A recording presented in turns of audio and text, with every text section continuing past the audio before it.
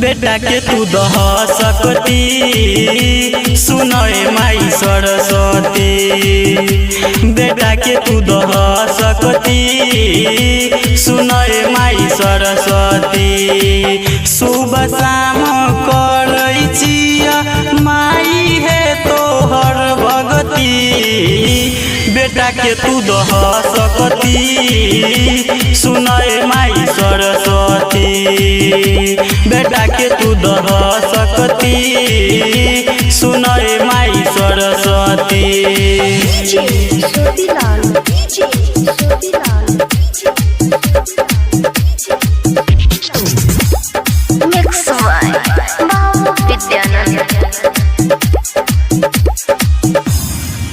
मायनेला बात माई हे अरमान छ। बेटा के द्वार पर तोहरे पुकार छ। मायनेला बात माई हे अरमान छ। बेटा के द्वार पर तोहरे पुकार छ।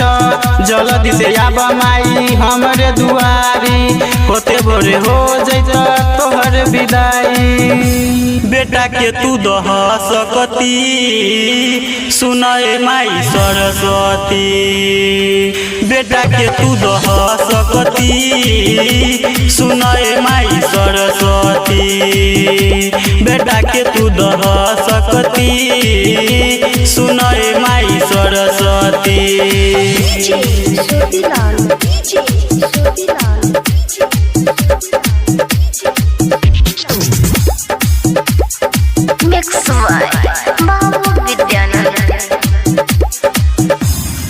राइटर सुशील गीत लिखै छ। गायक रजानन गीत गाबै छ। राइटर सुशील गीत लिखै छ। गायक रजानन गीत गाबै छ। कहे छ माई जाई कि सुन सबरिया जल्दी से आब तू हमरे दुआरिया। बेटा के तू दह सकती सुनय माई सरस्वती। बेटा के तू दह सकती सुनय माई सरस्वती। बेटा के तू दह सकती सुनय माई Saraswati. Present by Vidyanand music.